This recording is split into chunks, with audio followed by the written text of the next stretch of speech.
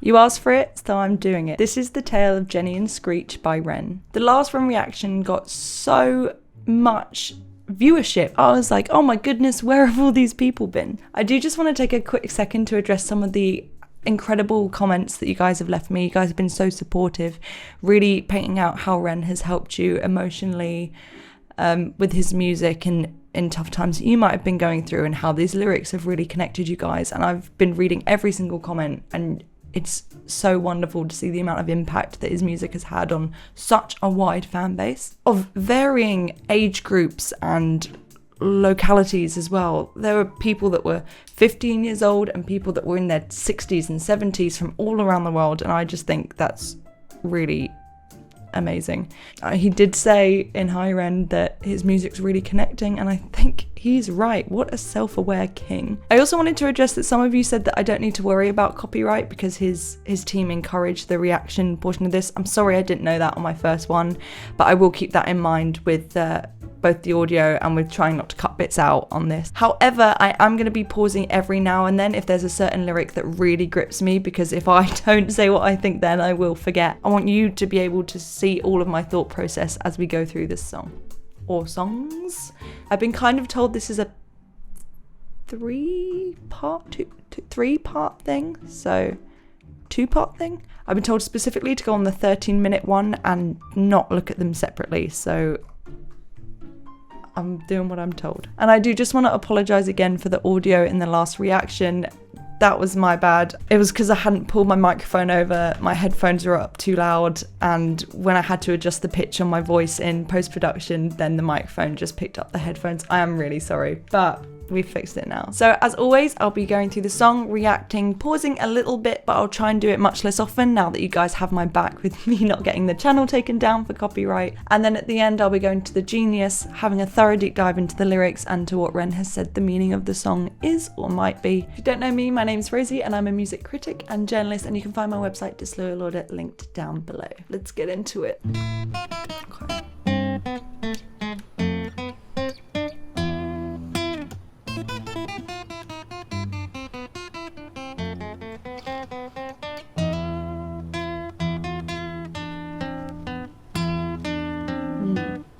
I'm really focusing on this video now because when I listened to High Ren, I watched the video back and I realised I missed so many things in the music video.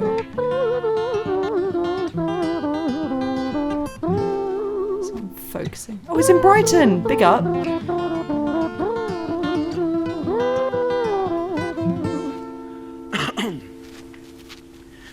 It was a quiet dark night in an empty street somewhere in London City. Jenny walked alone, she was dragging her feet. She was heading back home to sleep. Well, she knew this town, she knew this floor, because she walked it about 1,000 times before she wanted to escape. Can you blame? Well, on the very same night, in a different place, there was this hooded young youth by the name of James. He was 14 years old and out of his brain, he'd been smoking ganja with the boys. James, he grew up to be a kid of the street. His mates called him Screech, he was quick on his feet. He was a liar, a thief, at 14 years old, the devil had set his sights on his soul. As Jenny walked home all alone, she felt scared. Usually she was alright, but it was like there was something in the air. A divine intervention telling her to beware, maybe intuition bugging her and making her so scared. Okay, I'm just going to pause to say my thoughts so far. There were some really great lines in that, which I'll come to afterwards when I go to the genius things, because I know exactly what I want to say. But again, doing the manipulation with his voice on and the guitar playing as well, of having a kind of softer intonation when talking about Jenny, and then when talking about James or Screech, more of a rougher thing. I feel like this is gonna hit home. I currently live in Birmingham, which is the UK's second largest city, and we do kind of have a growing issue in the UK generally, but also where I'm living at the moment with youth violence, which is where I feel like this is going based on Jenny's intuition, and it's just getting scary for everyone, and I think it's definitely a hot topic in politics at the moment. So Jenny girl, Be careful and safe. Sirens sound in the distance at the beat of Jenny's feet. A symphony of the night that echoes crime on London streets. Jenny turns a corner, their eyes they meet. Our poor girl Jenny, a boy named Screech. Give me all your money, bitch, give it to me. If you cooperate, then you'll soon be free. I want your purse, your phone, don't fucking look at me. I mean it, bitch, are you listening to me? Jenny freezes statue like a lady shakes stalactite. Feel like liquid nitrogen in the dark night. She tried to find strength to move, but stayed as still as a statue in high-heeled shoes. What the hell you playing at? You playing games with me? I swear to fucking God, I'll slice the Rosie off your cheeks. You think I don't mean it, girl? You don't know me. The last thing you see will be a boy code. Screech reached with the sheath of the blade, with the teeth that could bite through steel and slice concrete, and he swung possessed with the devil in his chest, and the statue she was turned to butter in her breath. Oh, we had a callback on an earlier lyric there as well. In an empty street somewhere at London City, Jenny lay still on the cold concrete. She's found somewhere to sleep. Well, she knew this town, she knew this floor, 'cause she'd walked it about 1,000 times before. Oh. I guess that she escaped. It's such a shame. Oh, his voice is so good.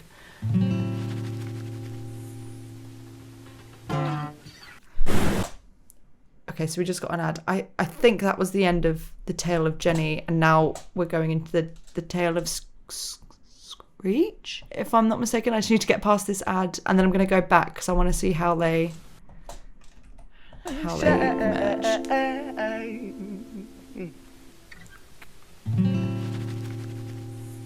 Okay.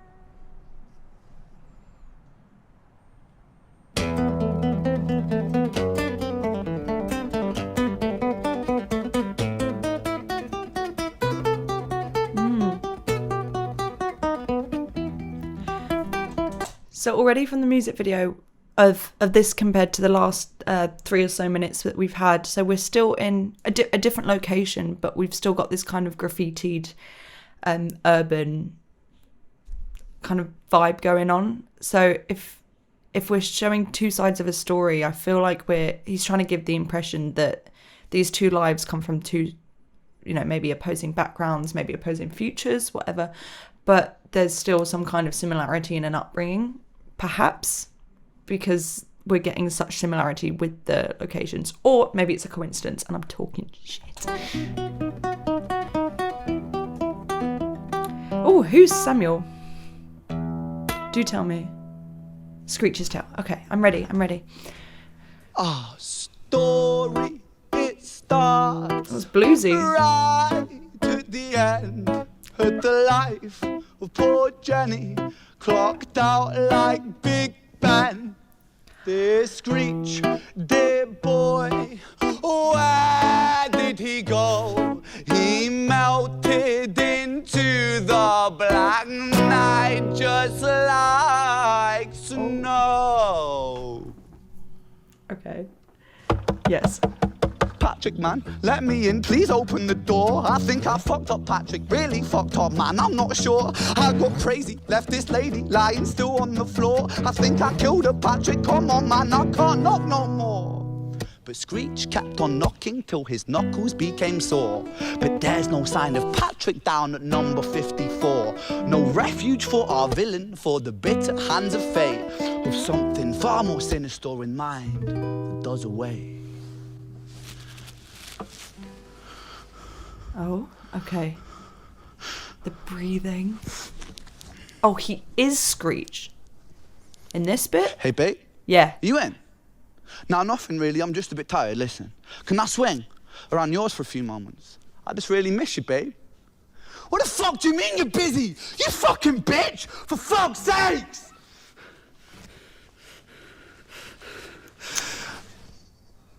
siren sounds approaching like a banshee in the night. The shrill cry of justice cutting like the sharpest knife. But Screech was never one to run, not one to miss a fight.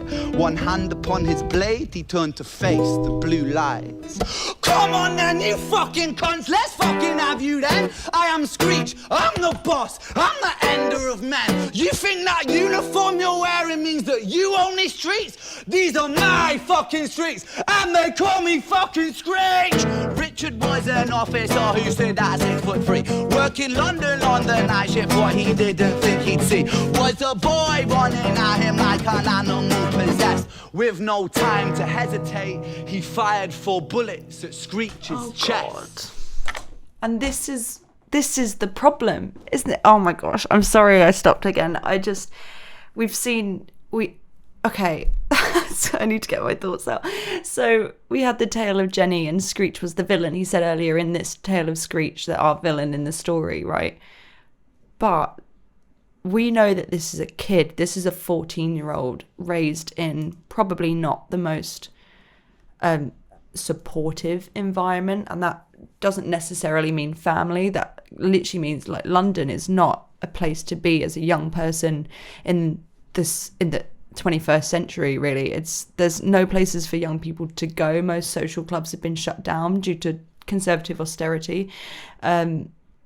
There's just like what do you expect young children to do in a cost of living crisis in such a bleak time? Like, we're literally going into a depression, and they turn to violence because their camaraderie is in groups of other young men, right? But obviously that doesn't excuse a murder, but does it excuse a police officer who, he said 6'2", 6'4", presumably much at an advantage to a 14-year-old child with a squad on call to shoot a child in the chest? Also not the solution. So I feel like we're seeing Screech as both the villain and the victim here, which is interesting. Oh, cool. Love that. I actually want to go back. 4 bullets at Screech's chest.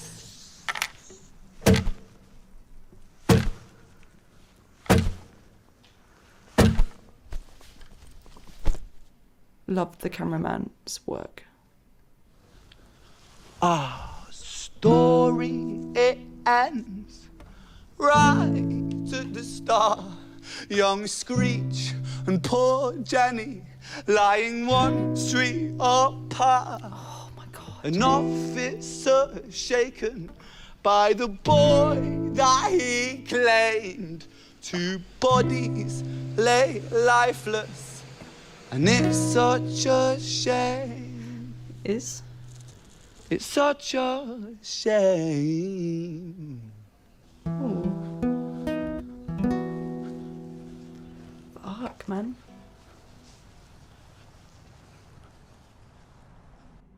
Okay, so we've had the tale of Jenny, we've had the tale of Screech, and we've got 6 minutes left of this video, so I wonder where we go from here.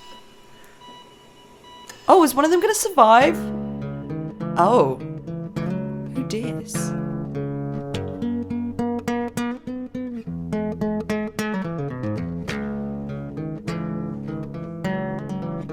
Who's Violet?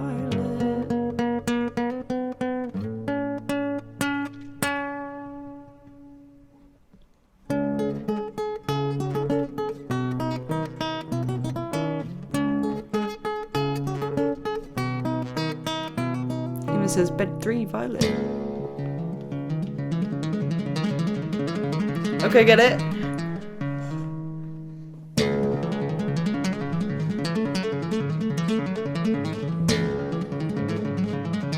Gosh. Man's quick.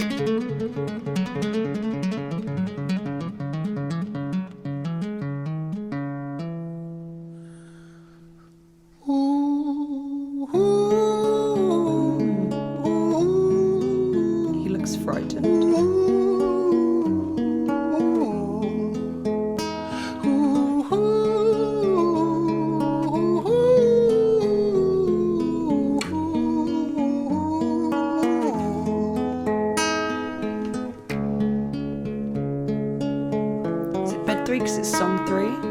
Jenny and London Screech in beds City, 1 and 2. far from pretty. 2005. A lady down in Paddington is fighting just to stay alive. Rhythmic beats and bloodstained sheets. Our lady weeps, she's tired and frail. To set the scene, we must rewind the hands of time for Violet's tale.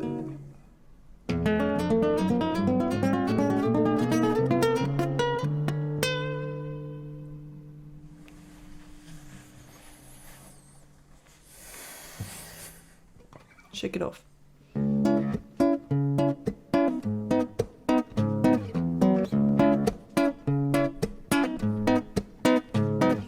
Violet was a silent girl, grew up with violent starts. Her mother was a drinker and her father was a bastard.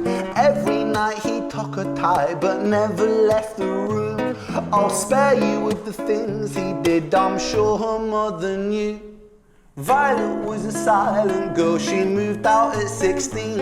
A semi-detached council flat, paid for by a welfare scheme. Packing shelves at Tesco, stacking jars like pickled bricks. She met a boy named Stevie and he was a little prick. Violet was a silent girl and Violet she fell fast. See, Stevie was a wrong un, but he sure knew how to charm her. Every night he took her tie, but This is never people's real left lives, the room. History repeats itself, he'd It's a paint cycle. her black and blue Oh my and dark. She never stood a chance. The devil comes to dance. And we're going back to the devil again from Jenny's tale and Screech's. Violet, why are you always so quiet? On her bedroom door and he's irate. He's been drinking and smoking, he's up late.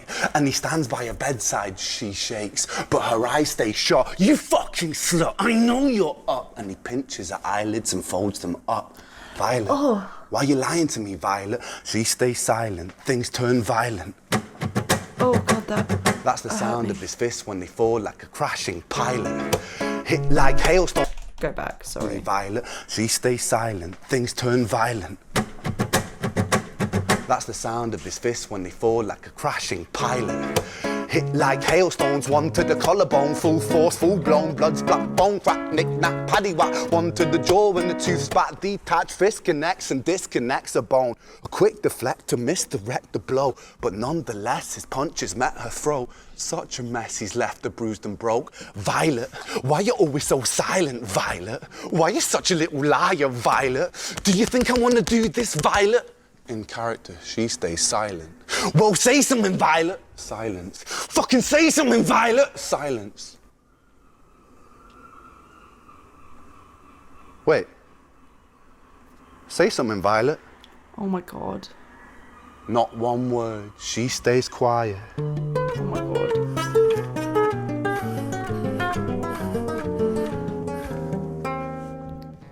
Again, we're getting graffiti. I don't know if that's relevant. London City, far from pretty, 2005. A lady down in Paddington is fighting just to stay alive. The doctor, in a state of shock, saw something here so very wrong. See, Violet, she was pregnant. Poor Violet, she was 9 months gone. Turning to the doctor, Violet broke her silence and she cried, if I'm to die right here tonight, please let my baby stay alive. The doctor soon regained composure, called the surgeon to come in. As Violet's world turned to black, the curtains closed, the lights went dim. In London City, far from pretty, 2005. A lady down in Paddington Green. just lost the fight to stay alive. A tragedy or a miracle, it happened on these very streets. Two twins aligned side by side. A girl named Jenny and a boy named Screech. Oh my God. Wait. Oh my God. I was not expecting that twist. Oh my God. So Okay. Oh my, okay, wait, so, okay. I don't even know if I need the genius for this one, but I'm going to get it up anyway because I don't want to miss a thing. So, this is what I was talking about during the tale of Jenny, like right from the start, is you have Jenny as the victim and Screech as the villain. And then when Screech gets shot by the police, obviously you have, or maybe you don't, I feel like I have sympathy for a child shot by, you know, authority. Do you know what I mean? By the police. I don't think, I mean, I wonder if this is a true story, but I can't see any reasoning behind shooting a 14-year-old boy, even if he's got a knife. I just don't think police need to do it. So then you've kind of got Jenny as the victim and Screech as a villain, but also I'm sympathetic with his death. And then obviously Violet as a victim, just a cycle of just, I was almost going to say getting yourself into situations like it would not have been Violet's fault, you know, but finding yourself in the hands of people that don't respect you. And then I would love to know what happened. So she's pregnant, she has these children are saved, and it's Jenny and Screech, and this is when I said that Screech was perhaps not brought up in the best childhood. And in the reaction when Screech calls Jenny a bitch, you fucking bitch, so he calls his girlfriend a bitch, and he also, I believe, calls Jenny a bitch somewhere, but I just can't find it. I was like shocked because I just don't, I think language like bitch and whore and slut and cunt, and I get a bit iffy when men use it because they are primarily used against women and not against men, and it just makes me feel a bit icky. But this language is like, it's been learnt from presumably Violet's partner. I mean, we did never find out what happened to Violet's partner after he beat the shit out of her, but it kind of feels like Jenny and Screech were clearly separated, but it feels like Screech took more of a influence from his dad than maybe the person that was bringing him up. Maybe if it was a foster system, I don't know, but maybe that's a discussion into nature or nurture. Like, is there a line of mental illness handed down between generations that causes people to act out like that? Was Jenny and Screech's father being abusive and violent and calling Violet a slut? Is that then passed down to your son, but not to your daughter? Let's have a look into it. Let's have a proper reading. The 3 songs were written freestanding. After writing Jenny's tale and Screech's tale, Wren thought for a long time while ill until he suddenly knew what would bring the story into a 3-act climax. It's amazing that it was not developed to be a Shakespearean-style tragedy. Honestly, that was a tragedy, the whole thing. Don't know. Okay, so Wren did comment on the original video. Just want to say a massive thank you for the overwhelming response to these 3 songs. I thought I'd put them all in an easily accessible place. Thank you for doing so. Creating these made me realise exactly the type of artist I want to be. The challenge and possibilities of how much you can convey in a one-shot video was something that was challenging, but equally exciting for me. I'm excited to get back to the drawing board and create some new stories and characters. The support for the last tale in particular has been fantastic, and it means a lot to have this platform to share these ideas on. Also, massive big up to Sam Perry-Falvey for being an absolute rude boy on the camera and doing amazing work. Big up, Sam. Good job, Sam. So it doesn't seem like, as opposed to Wren said anything explicitly about what he wanted this story to read as. So this ending, whilst definite, is still quite an open ending. We don't know what happened to Violet's boyfriend. We don't know what happened to, well, we know what happened to Jenny and Screech, but we don't know how they got to that point. And he literally said that we start at the end of the story, so we are never going to know why they have, you know, the reasoning behind what happens, or maybe the backstory behind it. But I do just think this is a story of a cycle. Like, you've got Screech being an absolute knob to his girlfriend here in the spoken interlude, and then we find out his father was exactly the same.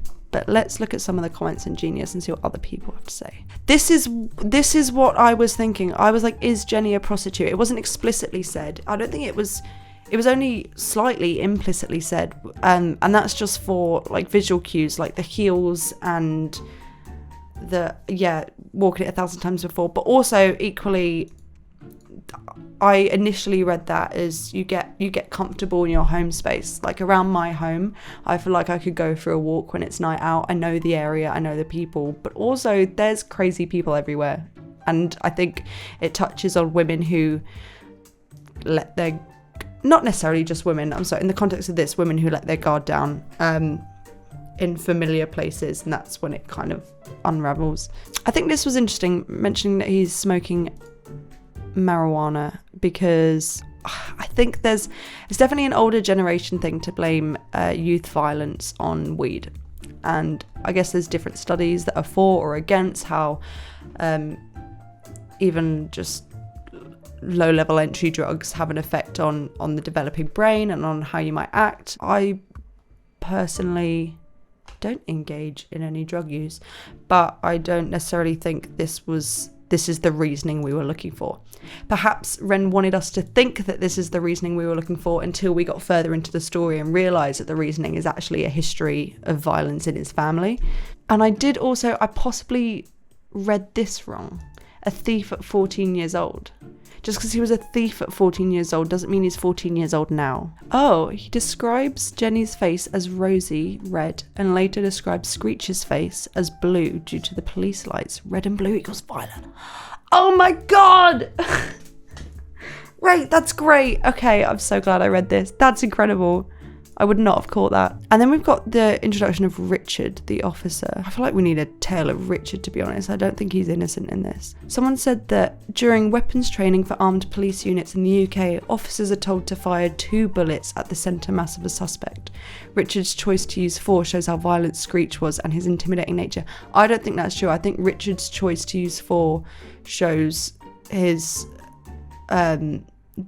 negligence as a police officer. I don't think this song was meant to be pro police officer. He was protecting himself. I think it was, you've shot a possibly 14, perhaps not, as I said earlier, boy, you have a bulletproof vest on and a knife-proof vest. Do you need to be shooting 4 bullets? I think it's overkill. I don't think this is the correct annotation for me, but I guess you can interpret it how you like. And again, an officer shaken, they've just said he just saved himself. I think he was always going to be fine. I think you could detain Screech without... I also, correct me if I'm wrong, believe that in the UK, officers are taught to shoot to disable, not shoot to kill. I think it's recommended they're not shoot to kill, it's shoot to disarm or disable. This is fucked up. The violence hotel is so fucked up. Like, there are people actually living this. I am going to leave some resources in the description as well, because this is messed up. And it was just the normality of it. So moving out at 16 in a council flat on welfare and packing shelves at Tesco, like, this is a life that many, many, many teenagers live in the UK. I feel like Ren's truly highlighting a problem that we have, and it's both possibly prostitution, unsure, youth violence, domestic violence, possibly sexual assault. And then we've got here again, the devil comes to dance, which is why I think when we talked about Screech being the devil earlier, he's swung possessed with the devil in his chest. So if the tale of Violet is a rewind, a flashback, then the devil comes to dance, the devil being her partner or boyfriend or the guy that's there, then Screech having the devil in his chest, it suggests that there's this generational, perhaps, like DNA in him to act violent. If the devil's in his chest, his father is in his heart, soul. I hope this isn't a true story. I don't think it is, because he said he suddenly knew what was going to bring the story to a climax. But oh my goodness, that was crazy. That was definitely a roller coaster. I understand what you guys are saying by the rabbit hole. And I just want to say Thank you for welcoming me, renegades. I'm having a great time. Like I said, there are some resources down in the description. If this video resonated with you or something you might be experiencing or going through, then there's plenty of helplines out there that can help you get through it and hopefully leave the situation that you might be in before it gets any worse. Disloyal Order website is linked down below, as well as the social media, as well as my social media. I'm actually trying to build up my Instagram following on my personal social media at the moment, so if you want to go ahead and see what I'm doing with my life outside of music journalism and YouTube, then you can go follow me on there.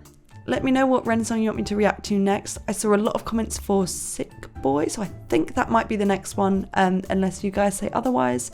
But I believe I've got a really big discography to get through, so I am going to crack on with these because I want to be caught up. Thank you so much for watching, and I'll see you in the next one. Goodbye.